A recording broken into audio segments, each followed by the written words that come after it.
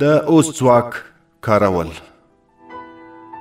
لیکوال اکهارت تولی، ژباړه کریم حیدري.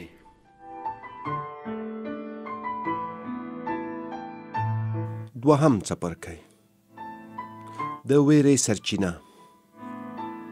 د ویرې رواني حالت له سخت، رښتینی او بیړني خطر څخه جلا دی.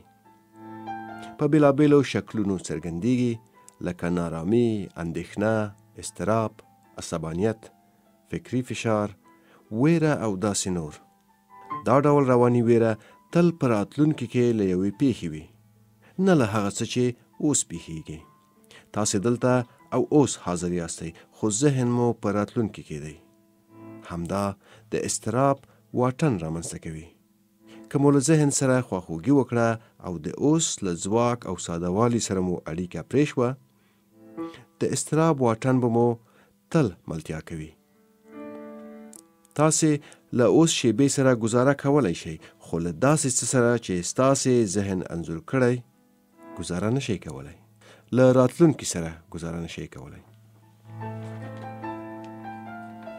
سربیره پر دې، تر هغې چې تاسې له خپل ذهن سره خواخوږي کوئ، نفس به ستاسې پر ژوند حاکم وي.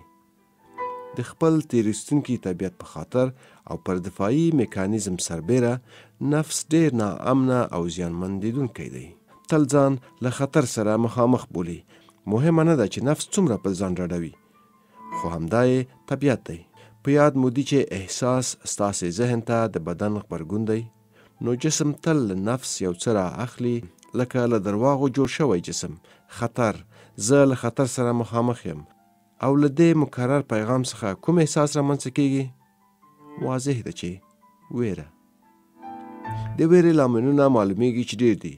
د ورکولو ویره، د ناکامۍ ویره، د ژوبلېدو ویره او ګڼ شمېر نور. خو په پای کې تر ټولو لویه ویره د نفس ویره له مرګ او نابودۍ ده. د نفس لپاره مرګ تل نږدې دی. ذهن د خواخوږۍ په دې حالت کې د مرګ ویره ژوندۍ ساتي. همدا ویره ستاسې د ژوند هر پړاو اغېزمنوي. د ساري په توګه، ان هغه څه چې په ظاهر کې ډېر ساده او نورمال ښکاري، لکه اجباري اړتیا چې په بحث کې باید ګټونکی شي او مقابل لوری غلط ثابت کړئ. د ذهن له موقف نه ملاتړ چې تاسې ورسره خواخوږي وښوده، د مرګ څخه د ویرې په خاطر ده. که د ذهن له دې حالت سره مو خواخوږي وښوده او بیا تاسې په غلطه اوسئ، د ځان په اړه ستاسې هغه حس چې په ذهن کې درسره دی، د نابودۍ له کلکې ګوتڅنډنې سره مخامخ دی، ځکه ستاسې نفس د غلطۍ وس نه لري. غلطي کول ورته د مړینې حیثیت لري. خو نړۍ جګړې په همدې خبره شوي او بېشمېره اړیکې له همدې امله شلېدلي. کله مو چې له ذهن سره خواخوږي بس کړه، په سمه یا غلطه اوسېدل درته بېمانا شي. نو د زور، جبر او غیر ارادي ژوره اړتیا چې باید په حق اوسئ، چې په خپله د تاوتریخوالي یوه بڼه ده، نوره به نه وي. تاسې به خپل احساس او فکر په واضح او زغره توګه بیان کړئ. خو نه به تیری او نه به دفاع پکې وي. نو د ځان په اړه مو حس له یو رښتیني او ژور ځای څخه راوځي، نه له ذهنه. په ځان کې له هر ډول دفاعي وضعیت نه باخبره اوسئ. د څه شي ننګه کوئ؟ له یو تخیلي پیژند، په ذهن کې له یو تصویر، یوې جعلي مرجع څخه. دا لړۍ په هوش بدلول او د هغې شاهد اوسېدل، معنا دا چې تاسې خواخوږي ورسره پرېږدئ. ستاسې د هوش په رڼا کې به ستاسې بې خودي په چټکه له منځه ولاړه شي. د جنجال او واک لوبې چې د اړیکو لپاره تباه کوونکي دي، نورې به ختمیږي. پر نورو ځواک تحمیلول هغه کمزوري ده چې د زور په جامو کې پټه شوې. رښتینی زور په تاسې کې دننه دی او همدا اوس ستاسې په چوپړ کې دی. ذهن تل هڅه کوي چې اوس رد کړي او ترې وتښتي.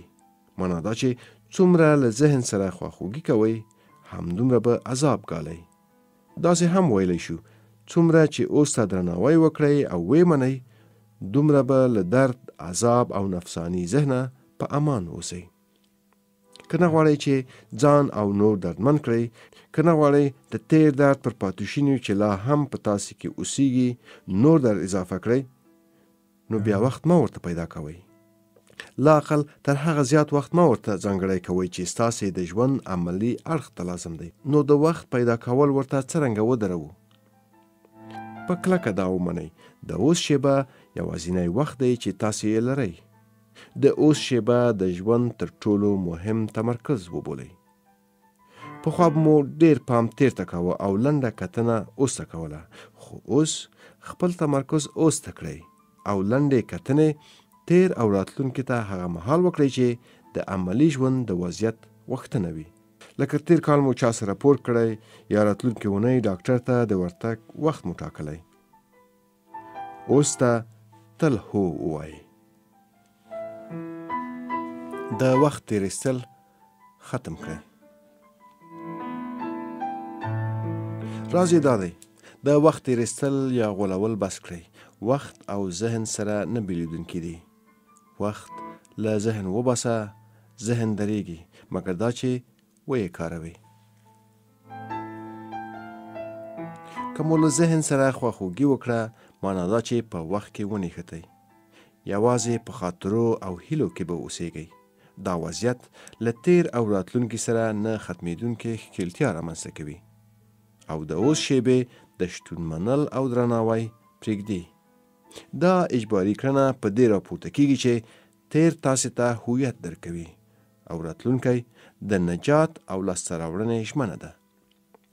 خو دواړه تش تخیلونه دي. څومره چې پر وخت تمرکز وکړئ لکه تیر او راتلونکی، همدومره اوس له لاسه ورکوئ.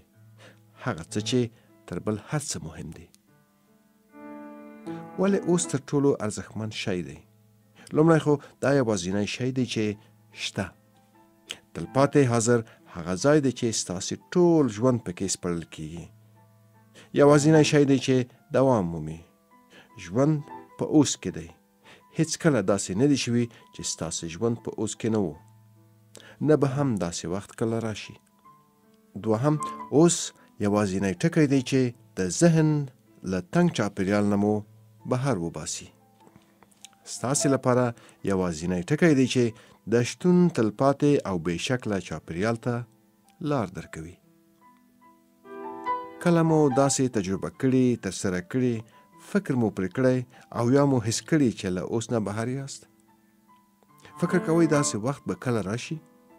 ممکنه ده چې له اوس نه د باندې کوم شی ترسره شي او یا شتون ولري؟ ځواب روښانه دی. معلوم دار چې نه. هیڅ څه په تیر کې نه دي شوي، په اوس کې شوي. هیڅ څه به راتلونکي کې ترسره نشي، په اوس کې به وشي. د هغه څه اساس چې دلته یې بیانوم، ذهن یې له پوهېدو عاجز دی. په هغه شیبه چې تاسې دا خبره خپله کړه، په هوش کې مو خوځښت راځي. له ذهن نه شتون ته، له وخت نه حاضر ته.